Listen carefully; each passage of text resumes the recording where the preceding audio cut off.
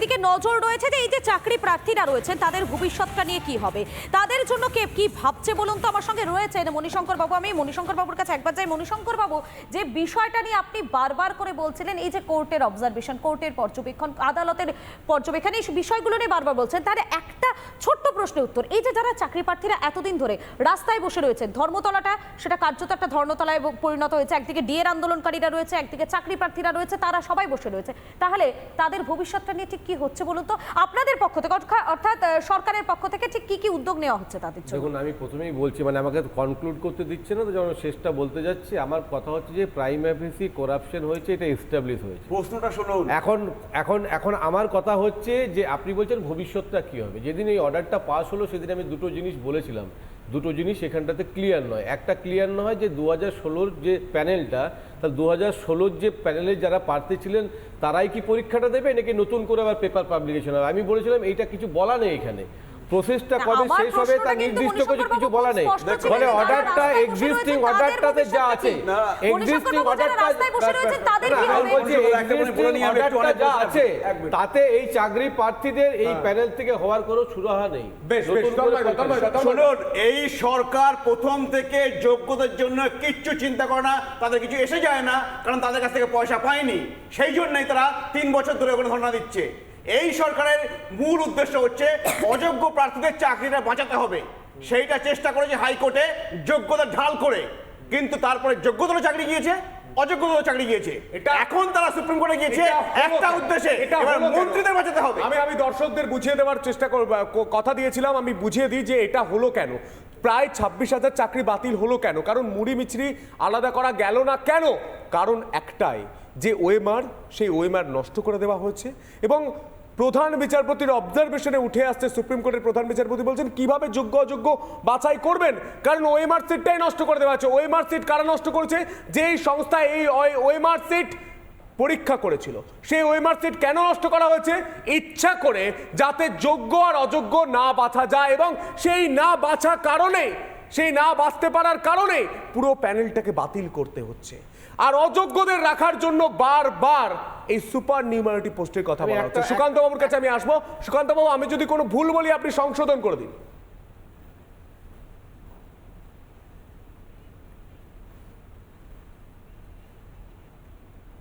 সুকান্ত বাবু, আপনার অডিওর কিছু সমস্যা হচ্ছে, আমরা ওটা ঠিক করে আবার ফিরছি আপনার কাছে। আমি পেয়ে গেছি, পেয়ে গেছি। হ্যাঁ বলুন। যে যারা বিনিদ্র রাত্রি যাপন করছে এবং তাদের কিন্তু কোনো দোষ ছিল না সন্তু, এবং তারা কিন্তু এই যে সুপার নিউমারি পোস্ট যেটা সরকার করতে চাইছে, মণিশঙ্কর বাবু এটা হয়তো অ্যাডমিট করবেন, যে ক্যাবিনেট মিনিস্টার যারা রয়েছেন তাদেরকে বাঁচাতে, তাদের জন্য সওয়াল করতেই গতকাল কিন্তু তারা গিয়েছিলেন। এবং আজকে যে সোমবার অবধি যে এই এতটা পর্যন্ত তাদের ক্যাবিনেট মিনিস্টারকে শুধুমাত্র বাঁচাতে, যারা আজকে চাকরি হারিয়েছে, ভাবো যারা আজকে চাকরি পেয়েছিল তাদের কত কত কি পরিমাণ অবস্থার মধ্যে দিয়ে তারা যাচ্ছে, কি দুর্বিষহ অবস্থা সন্তু, এবং তারা কি আদৌ চাকরি পাবে কিনা। এই আসল চাকরি দেওয়ার ক্ষেত্রে এই যে ইচ্ছেটা সরকারের, সেটাই সৎ ইচ্ছা তো নেই, তারা শুধুমাত্র টাকাটা যেখানে পেয়েছে। আমি এক লাইনে আপনার কাছে জানতে চাইবো, এই অযোগ্যদের আড়াল করার জন্যই কি সরকার বা শাসক দল জেনে বুঝে যোগ্য অযোগ্য যাতে না বাঁচা যায় তার জন্য জগা খিচুড়ি বানিয়ে দেওয়ার চেষ্টা করেছে এই ওএমআর নষ্ট করে? একদম ওএমআর ম্যানিপুলেশন, এটা একটা বড় বড় জায়গা সন্তু। মনে রাখতে হবে যে OMR physical copy, mirror copy, physical copy ছেড়ে দিন, কপিটাকে ধ্বংস করে দেওয়া হচ্ছে। এবার সুপ্রিম কোর্ট বলছে আমি কি বেসিসে, কোন মানদণ্ডে আমি সুকান্ত বাবু একটা আপনার সঙ্গে শেয়ার করতে চাই, আপনি আপনার নিজস্ব মত পোষণ করবেন। এখন কে কিভাবে চুরি করেছে এই নিয়ে বিতর্ক তো রাজনৈতিক দলের থাকবে। এখন প্রশ্ন হচ্ছে আজকের দিনে দাঁড়িয়ে এটা সুরাহা সম্ভব কিনা। ওএমআর সিট নষ্ট হয়ে গেছে, এটা এক কথাই সন্তু বলছে, আমরাও বলছি, অনেকে শুনে বলছেন। আমি একটা প্রযুক্তিবিদদের সঙ্গে আলোচনা করছিলাম, বলছিল যে আপনার সঙ্গে আমার যখন হোয়াটসঅ্যাপে চ্যাট হচ্ছে, আপনি কিছু হয়তো আপত্তিকর কিছু থাকলে আপনাকেও ডিলিট করতে বললাম, আপনি আমাকে ডিলিট করতে বললেন। এটা হচ্ছে ইউজার, কিন্তু একটা জায়গায় গিয়ে সেটা কিন্তু স্টোর হচ্ছে। ফলে দেখা যাবে যে এই নষ্ট হওয়ার কারণেও কিন্তু অনেকে আরটিআই করে তাদের ওএমআর শিটগুলো পেয়েছে, তারা টিভিতে দেখাচ্ছে। সেই pen drive বা hard disk কথা থেকে। হচ্ছে একদম, একদম। সরকারি কোনো জায়গা থেকে নয় দাদা। বলতে দিন আসবেন, আসবেন। বলতে দিন। আমাদের আমি সময় বলছি একদম কম। বলুন, সিবিআই কথা যখন বলুন। এগুলো ইনভেস্টিগেশন করে নিয়ে গেল, হ্যাঁ, এগুলো কি সরকারি কোনো জায়গা থেকে সম্ভব? এগুলো কি নয়। সম্ভব? Personal pen drive hard disk থেকে। বলছে 5000 অযোগ্য আছে, আর গতকাল হচ্ছে সরকারি আইনজীবী গিয়ে বলছে সুপ্রিম কোর্টে যে 8000 অযোগ্য তো সিবিআই পেয়েছিল, তাহলে 26,000 কেন? তাহলে 5000টা এখন 8000 হয়ে গেছে।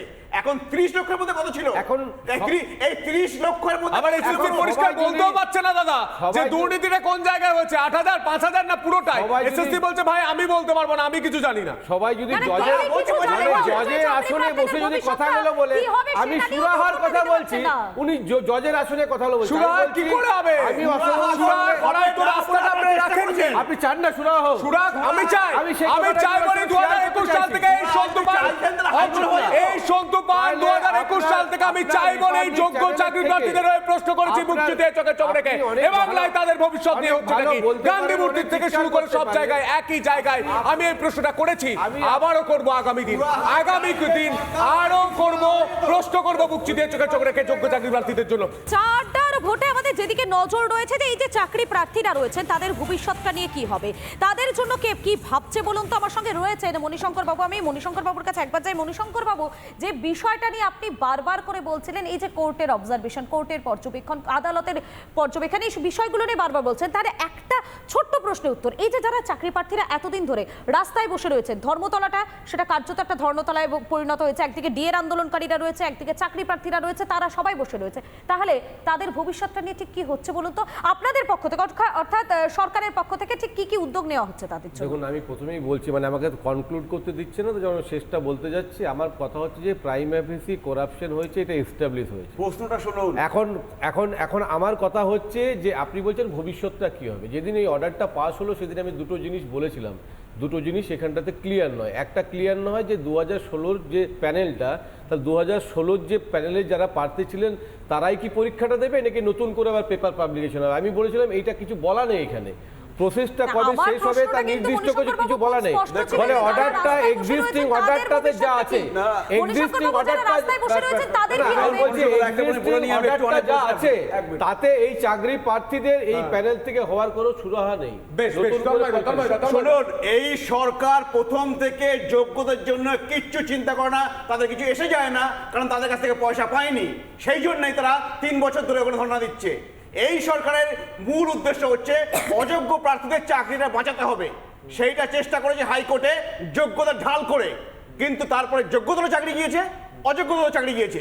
এখন তারা সুপ্রিম কোর্টে গিয়েছে একটা উদ্দেশ্যে, এবার মন্ত্রীদের বাঁচাতে হবে। আমি দর্শকদের বুঝিয়ে দেওয়ার চেষ্টা করব, কথা দিয়েছিলাম আমি বুঝিয়ে দিই যে এটা হলো কেন, প্রায় 26,000 চাকরি বাতিল হলো কেন, কারণ মুড়ি মিছরি আলাদা করা গেল না কেন?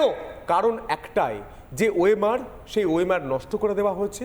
এবং প্রধান বিচারপতির অবজারভেশনে উঠে আসছে, সুপ্রিম কোর্টের প্রধান বিচারপতি বলছেন কিভাবে যোগ্য অযোগ্য বাছাই করবেন, কারণ ওএমআর সিটটাই নষ্ট করে দেওয়া হয়েছে। ওএমআর সিট কারা নষ্ট করেছে?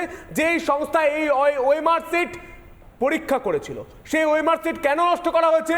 ইচ্ছা করে, যাতে যোগ্য আর অযোগ্য না বাছা যায়, এবং সেই না বাছা কারণে, সেই না বাছতে পারার কারণে পুরো প্যানেলটাকে বাতিল করতে হচ্ছে। আর অযোগ্যদের রাখার জন্য বারবার এই সুপার নিউমারিটি পোস্টের কথা বলা হচ্ছে। সুকান্ত বাবুর কাছে আমি আসবো। সুকান্ত বাবু, আমি যদি কোনো ভুল বলি আপনি সংশোধন করে দিন।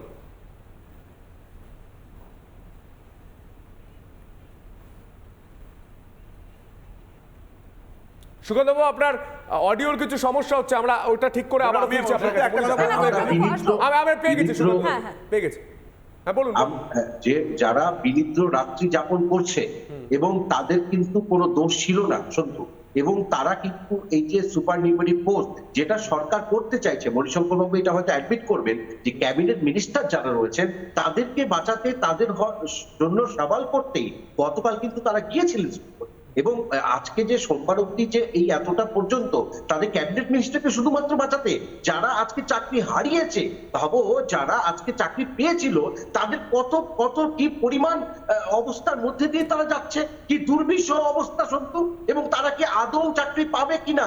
এই আসল চাকরি দেওয়ার ক্ষেত্রে এই যে ইচ্ছেটা সরকারের, সেটাই সৎ ইচ্ছা তো নেই।